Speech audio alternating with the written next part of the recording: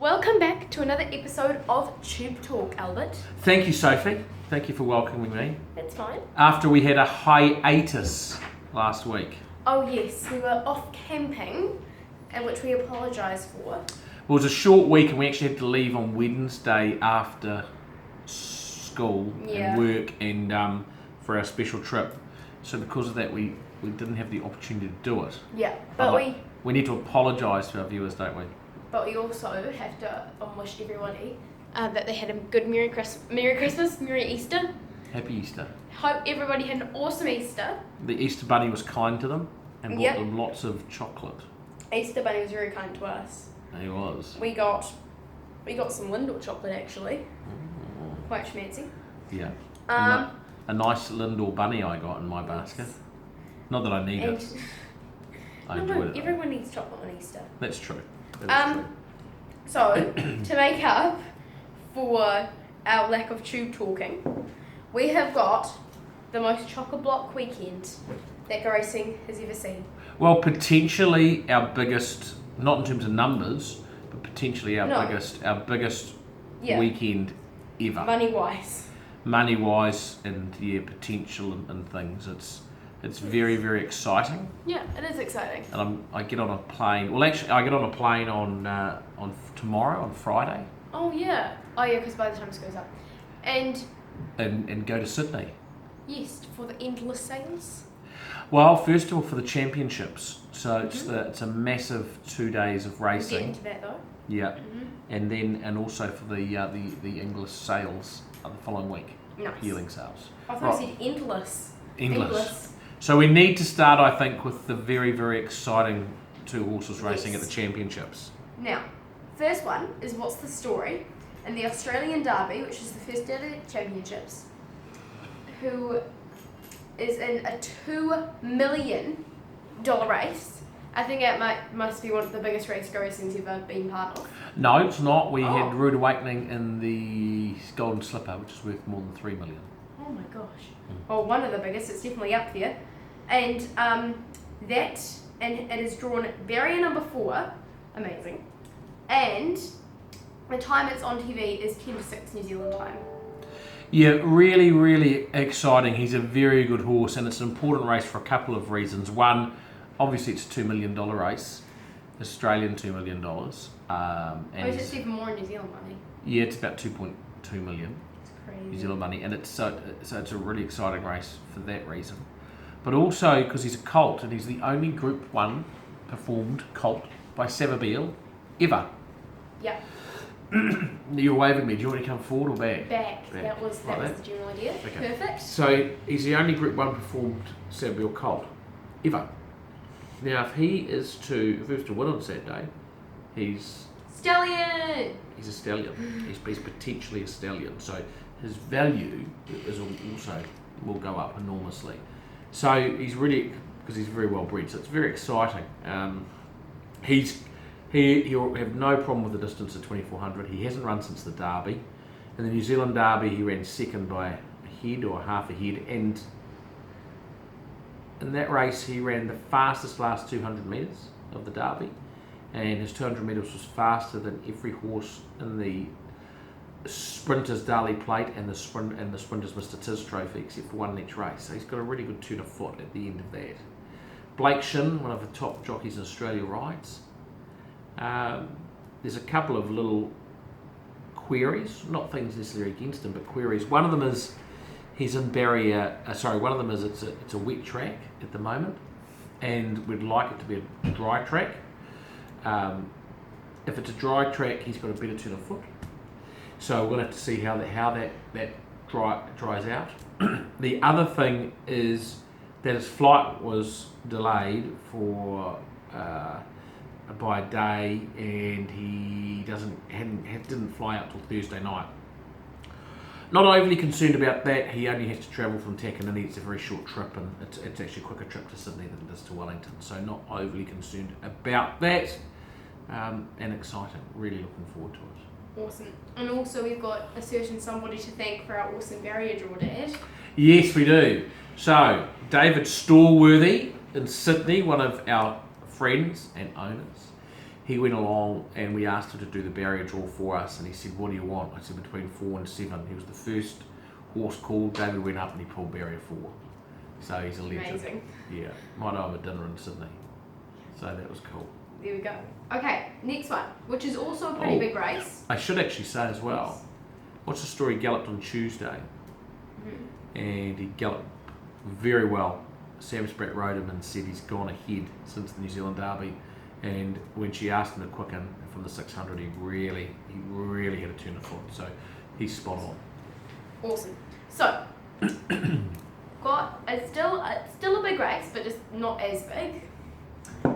We've got the Sydney PJ Bell Stakes, and Chanel Mortiz is going to be running in that, which is a 3-year-old race. Yes, yeah. And it's worth $230,000. Well, 200,000 Australian, so it's probably about 220 Kiwi. And drawn at Barrier 19, which is why it might not run. So No More Tears is an exceptionally good filly, and we've sent her across to Sydney to race over a month, 3 races, a fortnight apart. This is the first one. The problem is she's drawn barrier 19 of 19 over 1,200 metres, which makes it virtually impossible for her to win. So we may scratch her. The thing that's in her favour if she does run, if we do run, it'll be because the track is quite wet, and therefore barrier 19 won't be so much of an issue, and she likes wet tracks. So if the track is wet, she'll run. If we think it's drying out and has dried out too much and will continue to dry out, then she won't run, and what we will do is we will reserve her for the Sapphire Stakes a week later, which is a $300,000 Group 2 race, and then she'll run on the 16th and 23rd. She's also had her flight delayed, same as What's the Story. A little bit more of a concern for her because she travels from Cambridge, so it's a bit of a longer trip. But again, it's not the worst thing. It's not a tragedy. She should still be box to box in 8 hours. So from Cambridge to Sydney. So she's exceptionally good. We think she'll be in for a very good campaign. On Saturday though, the draw is against her, and we'll just make a call on the day whether she runs or not. Okay. And then in Manawatu on Saturday, in the listed $50,000 flying handicap, we've got Seize the Moment, who has drawn barrier 10. The exceptionally consistent and very good Seize the Moment. He is left-handed, he's exceptionally good. I don't think he's been unplaced left-handed since, for a couple of years, I think. I don't think I'm... Oh, no, I tell a lie. He was at Waikato last year.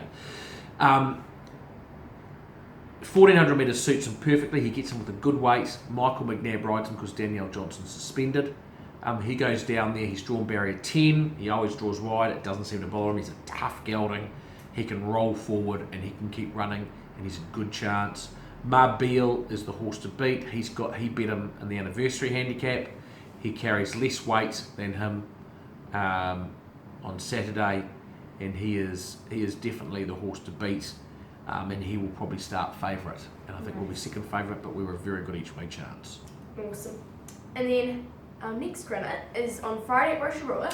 Yes, we're going back. Yeah. Because they were a stakes runner. So we need to do the big ones first. And then Friday at Rotorua, the Maiden 1400, we have the Hustler, who is also drawing barrier 10 actually. Yeah, we've had a series of very bad draws apart from What's the Story.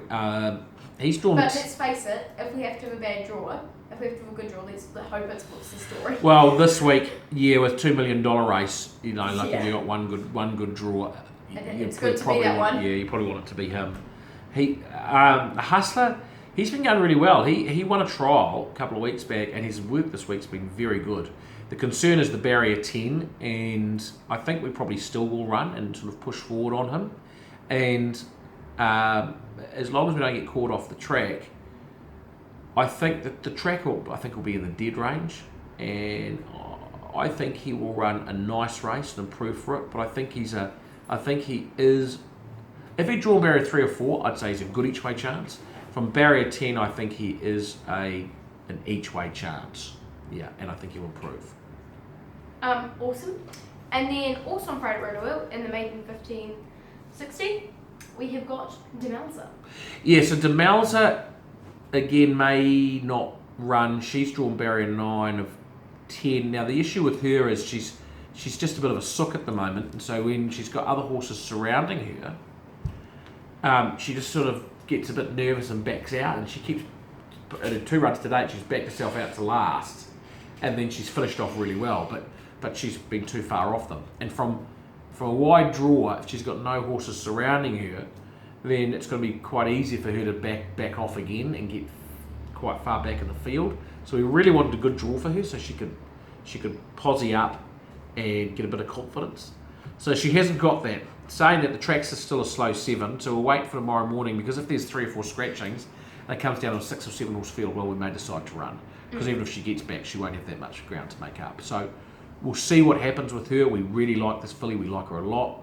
We think she's a good filly, but she's just having a few little developmental issues, which she will overcome, and when she does, she'll be winning them in a row.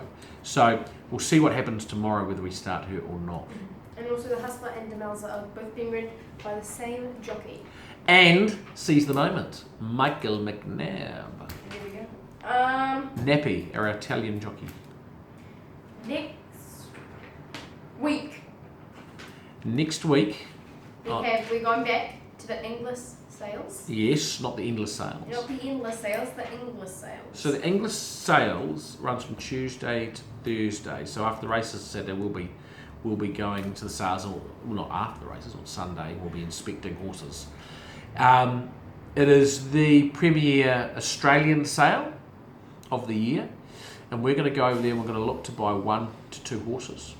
Could be a colt or filly, but we really want to target some really well-bred fillies with high residual value, so they retain their value. And we'll be looking to do that during the week. We have sent an email out to people that if they'd like to be on that list of getting the information about the horses we buy, to send me an email, and I'll put you on that list and I'll update you, because it is likely to be only 1 or 2 horses. So if you are keen, then it's probably important to get on that list quickly. And then I'm back. I fly back next Friday afternoon, so that also means there'll be no Tube Talk next week. No Tube Talk. Oh. So unfortunately, because you're not in Sydney with me, we can't do it.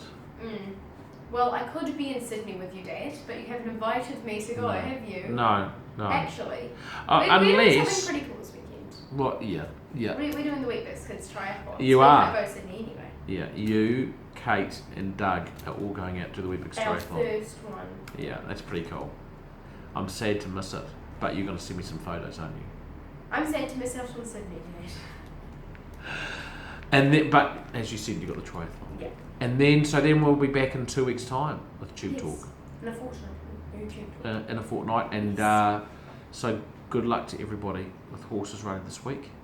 And while we are away next week, while there's no Tube Talk, if you have a horse running, we will be updating you. There we go. Yeah. Awesome. So thank you very much, everyone, for listening in to this Tube Talk, and we hope you have a great weekend. Thanks, Sophie. Thank you, Albert. See you next time on Bye. Tube Talk.